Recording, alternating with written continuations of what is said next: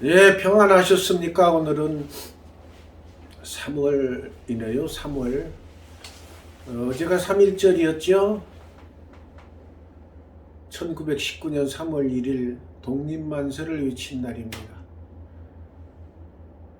그런데 오늘 코로나 확진자가 20만 명이 넘었죠. 참 옛날에는 200명만 넘어도 큰일 나는 줄 알았는데 200명도 아니고 2,000명도 아니고 2만 명도 아니고 20만 명이 넘었어요. 이제는 뭐 백신 패스도 중단한다고 하고 일시 중단이라고 했죠. 일시 중단인데 한번 중단시킨 거 회복시키기 참 어렵습니다. 그런데 한편으로는 긍정적인 쪽은 뭐냐면 이게 옛날 코로나보다 훨씬 약화되어서 뭐 독감 수준하고 비슷하다고 하는 것 같아요. 그래서 감기약을 집에 상비약으로 놓아두는 것이 좋겠다, 이런 이야기하는 사람도 많이 있습니다. 그만큼 감기약 먹고도 나을 정도로 됐다는 뜻 같습니다. 그런가 하면 이제 코로나 치료제도 뭐 노인들만 주다가 지금은 뭐 50대인가요? 40대인가요? 그 아래로 내려왔어요.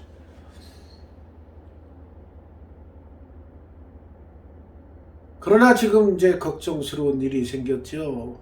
러시아가 우크라이나를 침략해서 전쟁이 일어났죠. 그래서 많은 사람이 죽고 있습니다. 저도 기도하고 있습니다만은 여러분도 두 나라의 평화를 위해서 기도해 주시기 바랍니다. 때가 가까이 다가올수록 전쟁도 계속 일어나요. 그래서 우리는 주님 맞을 준비, 이런 어수선한 시기에 세상이 어수선하고 어지럽다고 그래서 나 자신도 어수선하고 어지러워지면 안 돼요. 우리는 천성을 향해 가는 성도처럼 한 곳에 목표를 두고 꾸준히 주변에 어떤 일이 생겨도 꾸준히 천성을 향해 전진하는 신앙인이 되어야 됩니다. 오늘 디모데전서 6장 말씀입니다. 무릇 멍에 아래에 있는 종들은 자기 상전들을 범사에 마땅히 공경할 자로 알지니 이는 하나님의 이름과 교훈으로 비방을 받지 않게 하려 함이라. 이 세상을 하나님께서 창조하셨고 인류 역사도 주관하고 계십니다. 그래서 종들은 자기 상전들을 범사에 공경할 자로 알아야 된다, 그 말이에요. 종들이 상전이 어디 있냐, 너와 나는 똑같은 인간인데 하고 상전에게 덤벼들거나 뭐 그런 거 생각을 할 수가 있겠지만 민주화된 시대에서. 그러나 아직까지 종 위치에, 우리나라는 뭐 종이라고는 없어요. 그냥 부하 직원 정도로 알 수 있겠죠. 자기 상사들을 존경할 자로, 공경할 자로 알아야 돼. 특히 신앙인들은 정말로 그 상사가 죄를 짓는 일을 시키거나 뭐 이러던 거 아닌 이상 순종하며 하는 것이 크리스천의 삶입니다. 또 자기 상전이 신앙인이라 그래서 같은 형제, 교회에서는 같은 형제인데 뭘 당신이 내 위에 서서 날 가르치고 그러는 거야, 똑같이 살자고, 이런 얘기하면 안 돼. 믿는 상전이 있으면 더 공경하고 존경하고 말을 잘 따라야 돼. 이런 걸 가장 잘 실천한 사람이 이자익 목사님이죠. 그 김제 금산교회를 세우신 분이 그 장로님인데, 그 이자익 목사님은 처음에 거기 종으로 들어왔어요. 그런데 신앙을 접하고서 신앙을 생활을 너무 잘해. 그 자기 주인이 장로님인데도 철저히 공경하며 지내죠. 그런데 그 장로님이 보시기에 너무 신앙이 좋고 해서 이건 주의 일꾼을 만들어야겠다 그래서 신학을 시켜서 목사 안수를 받고 옵니다. 그럼 그 다음부터는 철저하게 목사로 섬기게 됩니다. 그 전에 이제 장로 투표가 있었어요. 장로 투표가 있는데 당연히 그 장로 주인인 그분이 장로가 될 줄 알았는데 종인, 주재인 이자익 옛날에는 아직 목사 되기 전이니까 그분이 장로로 피택이 됩니다. 투표에서. 그럴 때 주인인 그 사람은 화도 내지 않고 축하해주고 그 장로 먼저 피택받고 나중에 목사까지 하고 총회장도 했습니다. 대한예수교 장로의 총회장도 2차례인가 3차례인가 했어요. 그만큼 금산교회 장로님이 자기의 하인으로 들어왔지만 신앙이 돈독한 이자익 그분을 목사님으로 만든, 그래서 공과 사를 구분하고 신앙에 있어서 물론 평상시에는 그 이자익 그분이 철저히 주인을 섬기죠. 그러나 예배 드릴 때는 영적인 관계에 있어서는 목사님을 섬기는 그런 참 귀감이 되는 전설이 아니라 사례가 지금도 김제 금산교회의 내력으로 내려오고 있습니다. 김제 금산교회는 지금 그 시절 그때 그 교회가 그대로 있어서 기독교 사적으로 유지되고 있어요. 기역자교회죠. 기역자교회. 기역자교회는 뭐냐면 기역자교회고 단은 여기 가운데 있고 한쪽은 여성도들, 한쪽은 남성도들이 있어요. 그래서 성도들끼리 못 봐. 단이 있는 목사님만 이쪽도 보고 이쪽도 보지 성도들끼리는 못 봐. 여자방, 남자방이 따로 있어요. 그래서 기역자로 이렇게 돼가지고 가서 보고 왔습니다. 저도 그 김제 금산교회. 그래서 여기 보면은 바로 그런 귀감이 되는 성경의 그 말씀에 부합되는 그런 일이 생겼다는 거예요. 누구든지 다른 교훈을 하며 바른 말 곧 우리 주 예수 그리스도의 말씀과 경건에 관한 교훈을 따르지 아니하면 그는 교만하여 아무것도 알지 못하고 변론과 언쟁을 좋아하는 자니 이로써 투기와 분쟁과 비방과 악한 생각이 나며, 그러니까 교회에서는 교만해가지고 변론, 언쟁 이런 거 좋아하지 마세요. 그냥 물론 죄를 짓는 범한다거나 악한 일을 하게 물들려고 한다거나 이단 사이비 종파가 침투하려고 한다 그러면 단호하게 막아야 돼. 그러나 성도들끼리는 변론과 언쟁을 피하고 투기와 분쟁, 비방과 악한 생각을 버리고 길을 떠나거나 경건치 못한 행동을 하면 안 된다는 거예요. 그래서 경건한 생활을 해야 되는 거예요.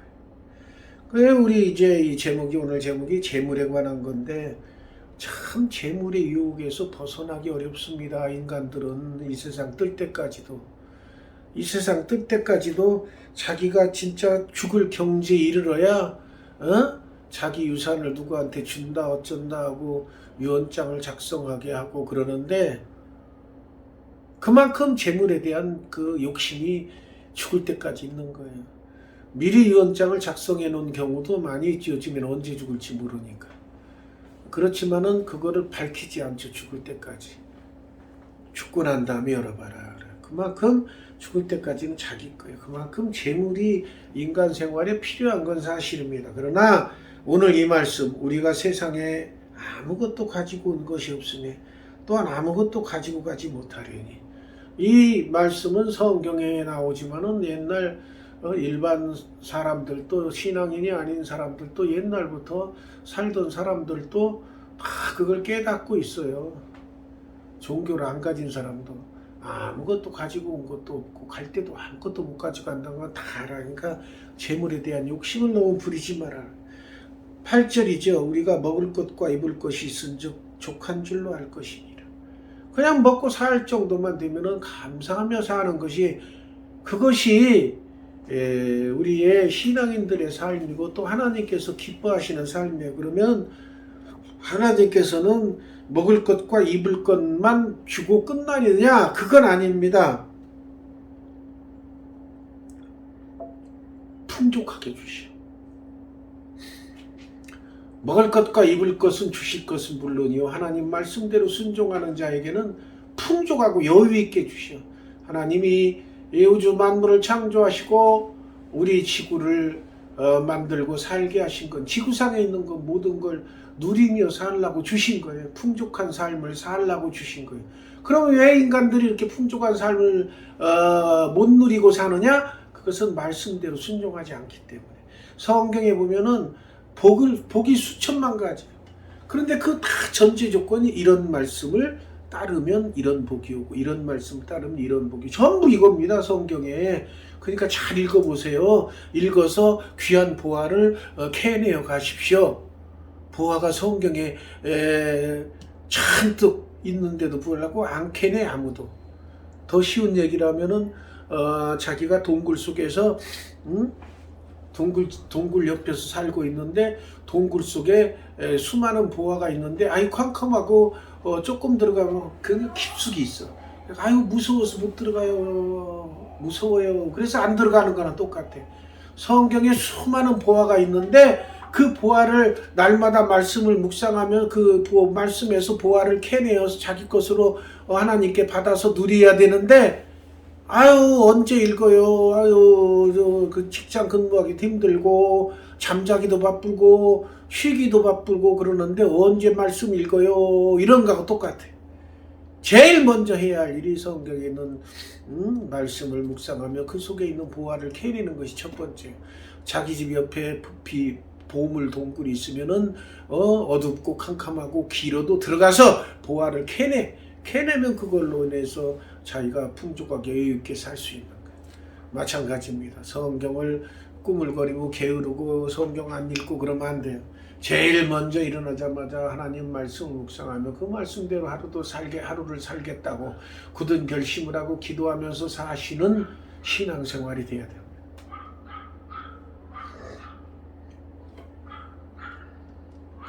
부하려 하는 자들은 시험과 올무와 여러 가지 어리석고 해로운 욕심에 떨어지나니 곧 사람으로 파멸과 멸망에 빠지게 하는 것이라. 너무 과도하게 자기 주제에 벗어나서 부하려고 하는 사람은 시험에 빠져. 유혹에 물들어. 그러다 보면 올무에 걸려. 그러다 보면 어리석고 해로운 욕심에 빠져들어. 막 그 돈을 투자하면 그런 투자 많이 당하죠. 사기당하는 거. 이거 3천만 원에 사시기만 하면은 6달 후에 뭐 3배로 껑충 뜹니다. 그럼 3배면 9천만 원. 그것만 눈에 뵈가지고 턱 투자해. 나중에 알고 보니까 중간에 싹 돈 들고 다 날려버렸어. 그래서 손해보는 그런 사람 한두 명이 아니야. 그런 사건이 수시로 생기고 드라마에서도 많이 나오고 그러죠. 그건 사람으로 하여금 파멸과 멸망에 빠지게 하는 겁니다. 그러니까 욕심을 부하면 욕심이 잉태한 즉 죄를 낳고 죄가 장성한 즉 사망을 낳느니라.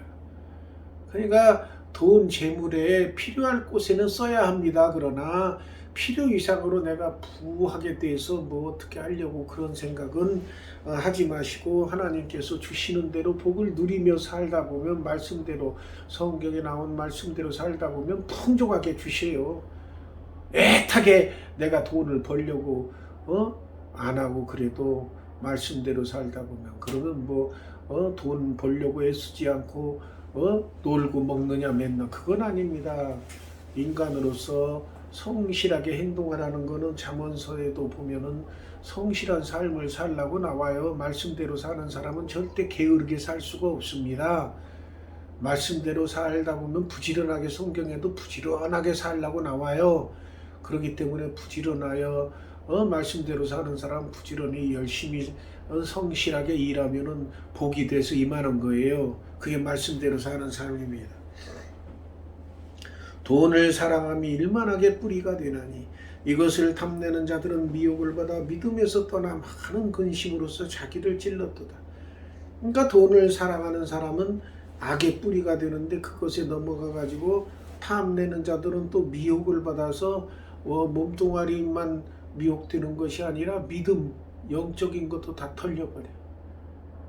돈을 사랑하면은 믿음까지 털려버려.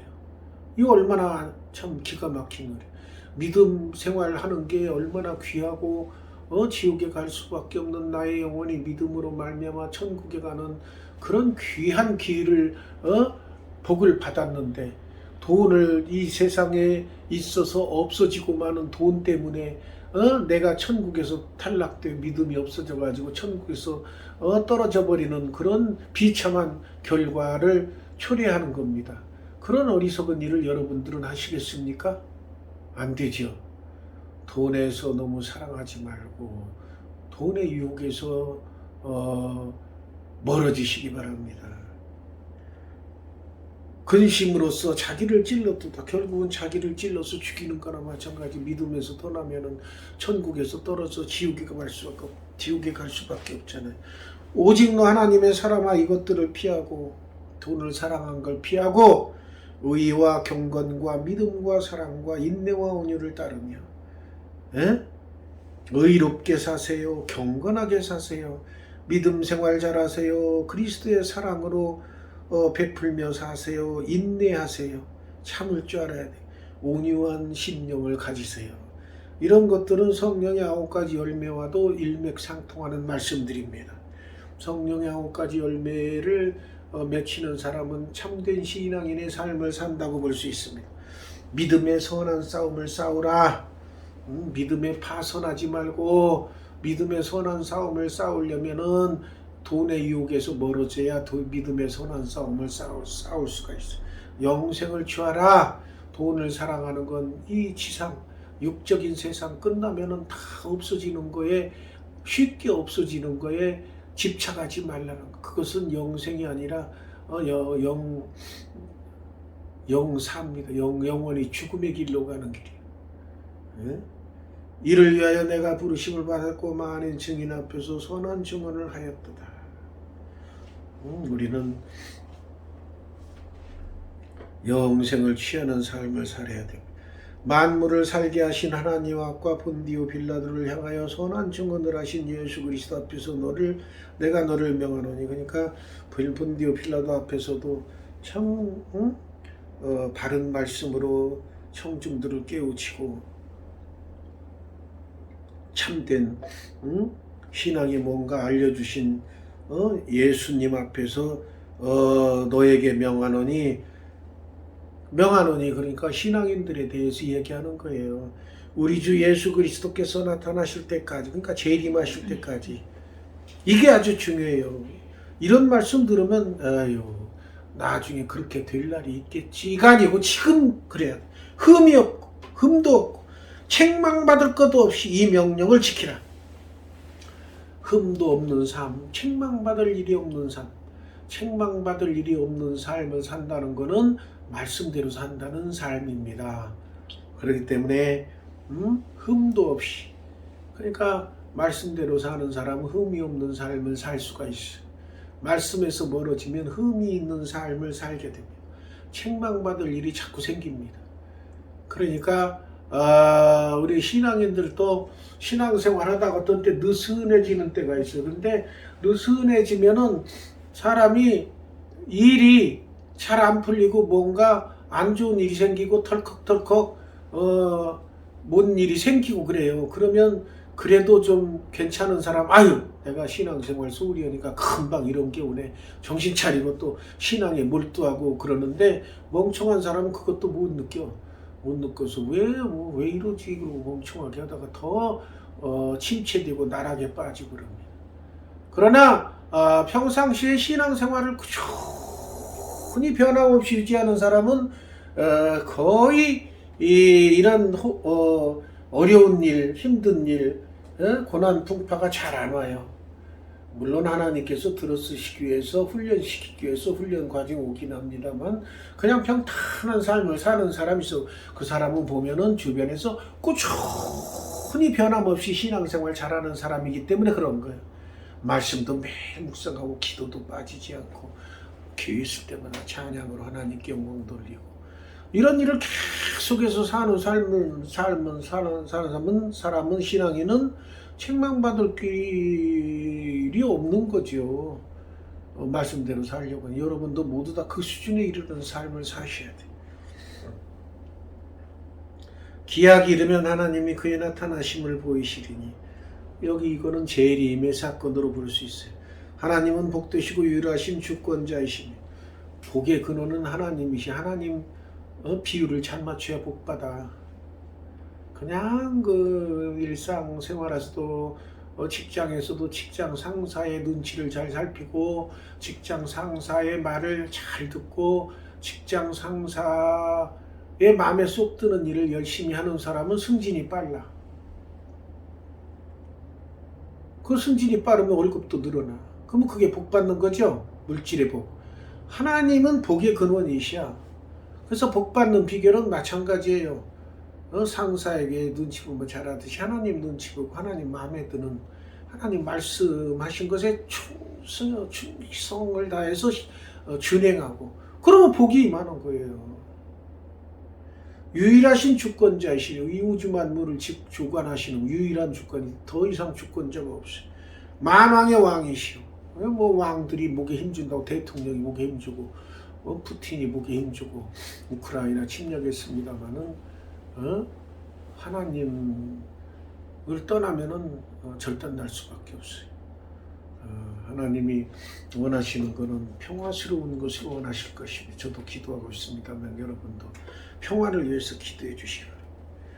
오직 그에게만 죽지 아니함이 있고 이 세상에 죽지 않는 사람 없어요. 하나님만 만주가 가까이 가지 못할 빛에 거하시고 하나님은 빛이기 때문에 천국은 빛이 필요 없죠. 태양이 하나님은 빛이시기 때문에 환한 어떤 사람도 보지 못하였고 또 볼 수 없는 이시니 모세는 그 끝에 등어리 잠깐 봤을 뿐이지 하나님을 볼 수 없었어요. 그래도 그 발등상 조금이라도 본 것만 해도 큰 영광이죠. 하나님 보면 죽어라. 그러니까 볼 수 없는 이시고 그에게 존귀와 영원한 권능을 돌릴지어다. 그에게만 인간 왕이나 대통령에게 존귀와 영광을 돌리면 물론 이제 육적인 그 대통령으로서 예우를 갖춰주는 건 필요하지만은 진정한 존귀와 영원한 권능을 가진 하나님께 영광과 존귀를 드려야 됩니다. 내가 이 시대에서 부한 자들을 명하여 마음을 높이지 말고 정함이 없는 재물에 소망을 두지 말고 오직 우리에게 모든 것을 후히 주사 누리게 하시는 하나님께 부한 자들에게 더 이상 마음을 높여서 더 부하게 되려고 하지 말고 감사하며 그 쌓여진 재물로 주의 일에 열심히 쓰고 어려운 사람 돕고 다른 사람의 공익을 위해서 자꾸 쓰라고 말 쓰면 하나님이 더 채워주시오. 그런데 재물이 좀 늘어나면 지가 더 움켜주려고 그러고 나쁜 짓을 해서라도 더 재물을 늘리려고 하고 그러면 그때부터는 이제 파멸의 길로 접어드는 거예요. 정함이 없는 재물에 소망을 두면 안 돼. 저 얼토당토하게 저건 내 거 아니야. 뭐 나라에서 이렇게 예산으로 내려온 거 지돈인 줄 알고 막 횡령하고 그런 사람. 그러면 나중에 절단나서 감옥에 가고 그러죠. 그러나 이런 곳에 정함이 없는 재물에 소망도 안 두고 주어진 것에 감사하며 사는 사람은 우리에게 모든 것을 후히 주사 누리게 하시는 하나님. 하나님은 우리에게 겨우 먹고 살고 겨우 살 집만 주시는 하나님이 아니셔요. 여기 나오잖아요. 모든 것을 후히 주사 넘치도록 풍족하게 주신다 그 말이에요. 풍족하게 주셔. 풍족하게 주시는 것을 누리는 삶을 사셔야 되는데 그 비결이 뭐냐? 하나님 비유 잘 맞추. 하나님 비유 맞추는 비결이 뭐냐? 하나님이 하신 말씀대로 따르는 거야. 그럼 하나님이 하신 말씀이 어디에 있느냐? 성경에 있어. 그러니까 성경을 읽지 않고 복 받으려고 그러고 신앙생활 하려고 하는 거는 말도 안 되는 거야. 그런데도 아직도 신앙생활 하는 사람들이 수많은 사람들이 아직도 그렇게 살아. 복은 받으려고 하면서도 복 받는 비결 써놓은 성경은 쳐다보지도 않는 사람이 수없이 많아요. 그런 어리석은 신앙생활 하는 사람이 너무 많아. 이 말씀을 듣는 분은 지금부터 매일 성경을 묵상하는 삶을 사시, 그리고 그 말씀대로 사는 삶을 사셔야 됩니다. 선을 행하고, 여기 나오잖아요. 재물이 내가 여유가 있으면, 여유가 없더라도 먹고 살고 충분하면 나머지로 선을, 착한 일을 하고 선한 사업을 많이 하고, 선한 사업이라는 건 여러 사람에게 유익을 주는 사람, 나누어 주기를 좋아하며 자꾸 베풀고 나누어 주고, 너그러운 자, 꼼꼼해가지고 꼼꼼쟁이 약꼼쟁이 돼가지고, 그게 틀린 건 아니래도 그건 복받을 길은 아닙니다. 그런 모든들이 있을 때 여유있게 팍팍 주면 하나님께서도 얘는 괜찮네, 그 복을 이만큼 주실래요? 더 크게 팍팍 주시오. 심은 대로 거두게 하시오. 절대 인간관계에서, 재물 관계에서, 특히 하나님께 드릴 것에 대해서 야곱야곱 계산해서 이렇게 하면 하나님께서도 저는 복을 좀 줘야 되는데 네가 하는 거 조금 그만큼만 가져가라. 근데 하나님께 드릴 것도 감사한 말 이만큼 드릴 줄 알았더니 퍽 드리면 이놈이 그래도 괜찮네, 나도 너 복 이만큼 줄래, 이만큼 팍 주시고 그래. 그런 걸 누리며 체험하며 사는 체험된 신앙생활 하셔야 돼요. 신앙인들 중에도 이거 뭘 너무 과하게 헌금하는 거 이거 좋지 않습니다 라고 헌금 넘치도록 헌금하는 거 말리는 사람이 그거 아니에요. 마음만 있으면 기쁘게 받으시고, 하나님께서 헌금 드리면 그걸로 가난하게 하시겠습니까? 절대 아니에요. 하나님께서 기뻐가지고 더 100배 이상으로 채워주시고, 그런 거를 체험하면서 하는 신앙인이 되신, 너무 계산 포착포착 해가지고서는 그러지 마시고 여유있게 모든 신앙생활 하시고, 이것이 장래 자기를 위해 좋은 틀을 쌓아 참된 생명을 취하는 것이, 천국에 가는 길도 성경에 보면은 넉넉히 주시리라 그런 표현이 있어요. 어떤 사람은 겨우 천국에 가까스로 합격해서 가는 사람이 있는가 하면, 어떤 사람은 넉넉하게 돼가지고 가는 사람이 있고 그래요. 여러분들은 넉넉하게 돼가지고 가는 그런 분이 되시기 바랍니다. 디모데야, 바울이 디모데에게 명령하지요. 망령되고 헛된말과 거짓된 지식과 반론을 피하라. 피하고 네가 너한테 부탁한 것을 지켜, 하나님 말씀대로 살려고 하는 그걸 지켜. 이것을 따르는 사람들이 있어. 믿음에서 벗어나서 헛된 말에 거짓된 지식에 따르는 자들이 있어. 그 이단 사이비 종파들, 믿음에서 벗어나는 사람들이 있어. 너는 은혜와 함께 살아. 매일 은혜에 감격하며 사는 삶이 되어야 됩니다. 재물을 너무 그냥 약곱쟁이처럼 그러지 마시고 풍족하게 베풀고 사는 여러분이 되셔서 은혜에 거하시기 바랍니다.